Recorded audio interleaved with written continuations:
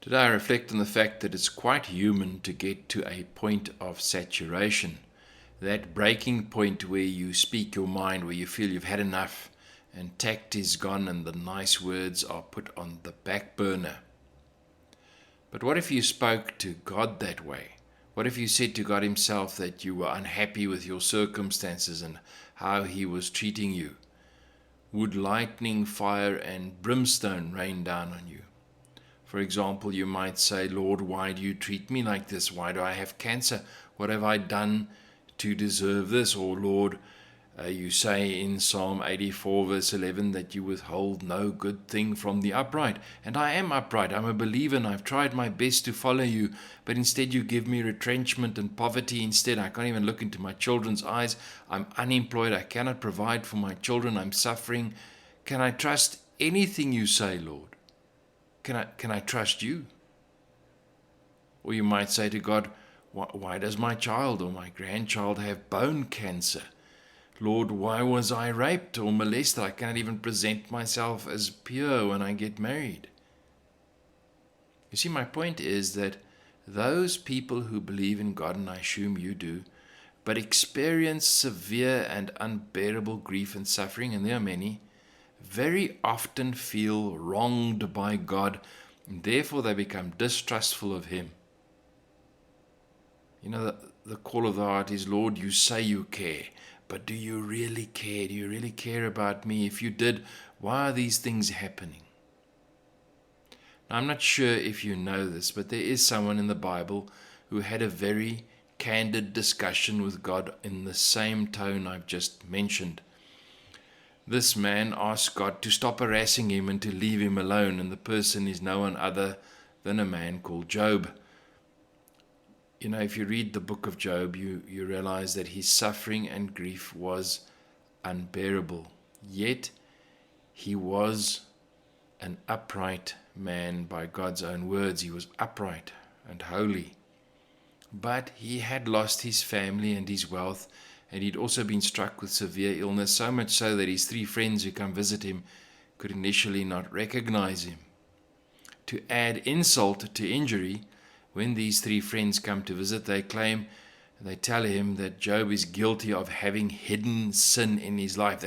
That's why he's suffering. And if he repented from the hidden sin, the grievous hidden sin, well, the suffering and the pain and the grief would go away. But here's the thing, Job knows that he has no grievous hidden sin. And he knows that they can provide no evidence, and in fact they can't. And so even with his friends there, he's isolated and upset and confused. Why is God allowing this? I'm surely an upright man. This should surely not be part of my life. He's so upset that in fact Job sees God as a hunter senselessly pursuing him. In Job chapter 6 verse 4 he says, I love the language here, for the arrows of the Almighty are in me. My spirit drinks their poison. The terrors of God are arrayed against me. You know, sometimes suffering is such that it is a terror. The terrors of God are arrayed against me. So Job, in the book of Job, is protesting to God. And the protesting is not a light affair. It's heavy and it's angry. And here's the fascinating thing.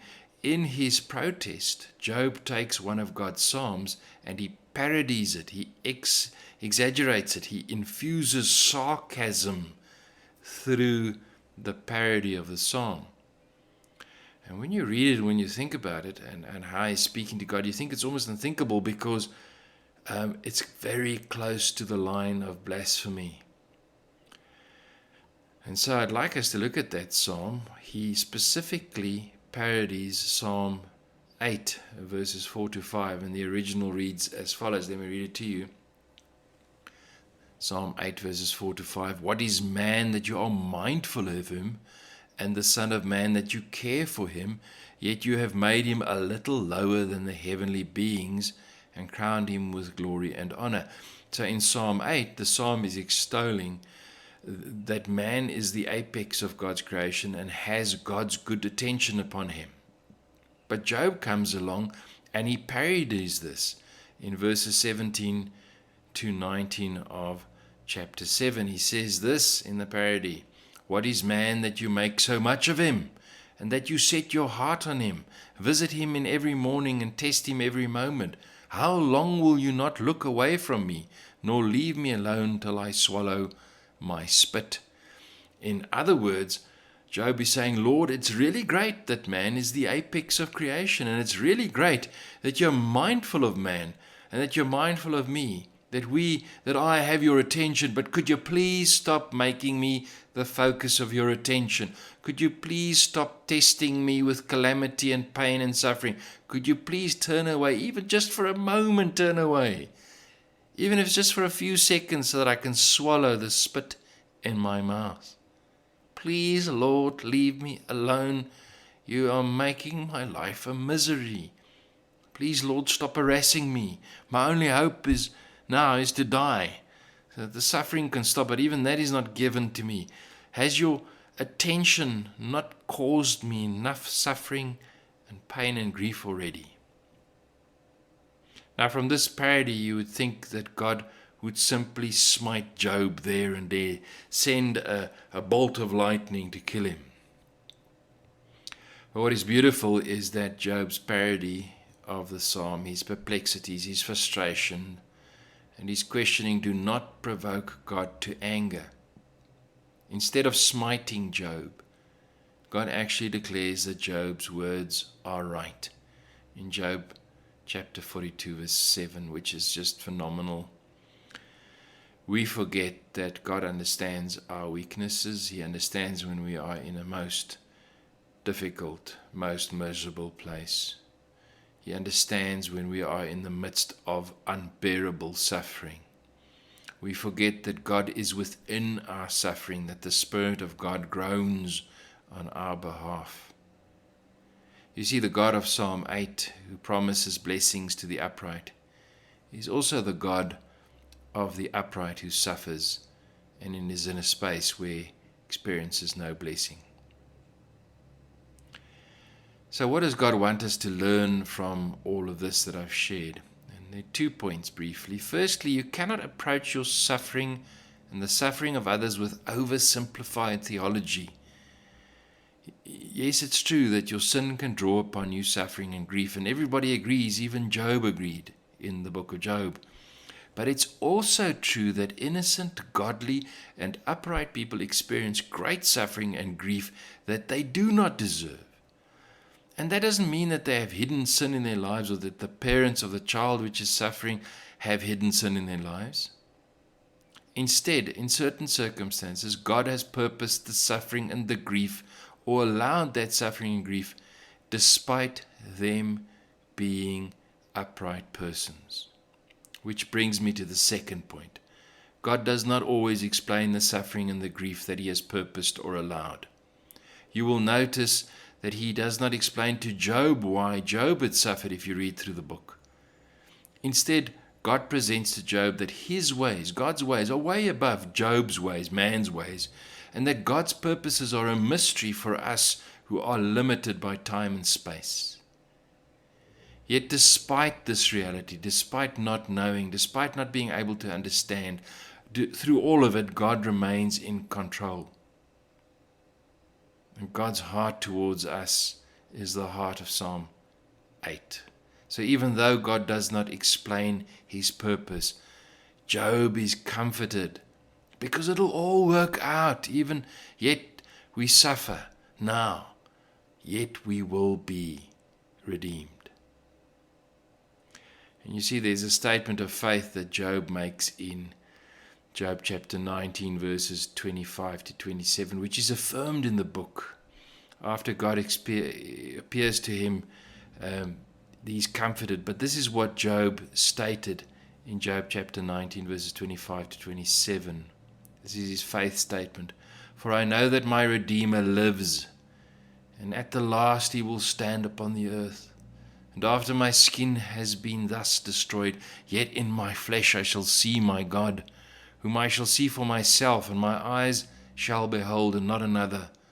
My heart faints within me.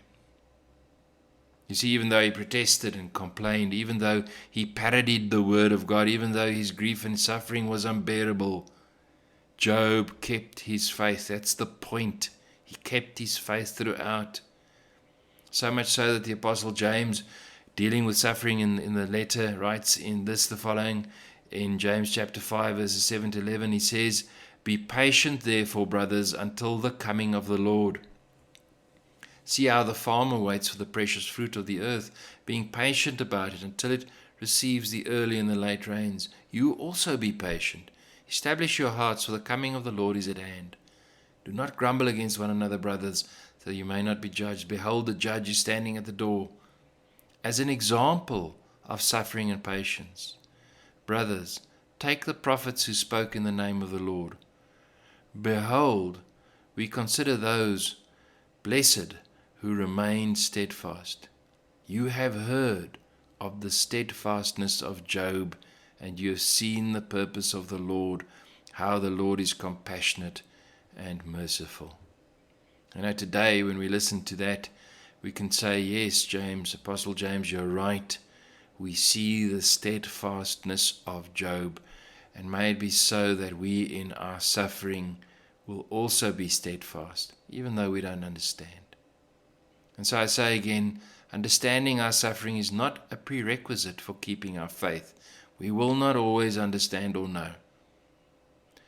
And we will in all probability protest. But our gracious God understands even our greatest and worst protestations. And we will be redeemed one day from all pain and all suffering, because I know with Job that my Redeemer lives. I close. Jesus was an innocent and an upright man, yet he suffered terribly at the hand of Satan, the evil powers of this world, and evil men. But Jesus said to the Father, "Let your will be done, let your will be done." And it was the will of the Father that Jesus be bruised for us. You know what, if you look at it and you were in the situation, it seemed so illogical, unwise and unfair that Jesus be crucified. But it was an infinitely logical, wise and fair matter. The evil forces did not understand that as they raised Jesus on the cross, they gave him the absolute victory. Through the suffering, grief and death of an innocent and upright man, Jesus Christ, the purposes of God were fulfilled. Sin and death were destroyed. And Psalm 84 was also fulfilled because Jesus the upright was raised from the dead and given all authority. No blessing was withheld from him. Though you may not understand your own suffering and grief now, nor that of others, yet the purposes of God will be fulfilled through that very suffering and grief, that you may know. May God grant you and me the patience and the wisdom to endure all suffering and grief, that we may remain in the course and on the course till the end. May God bless you so. Amen.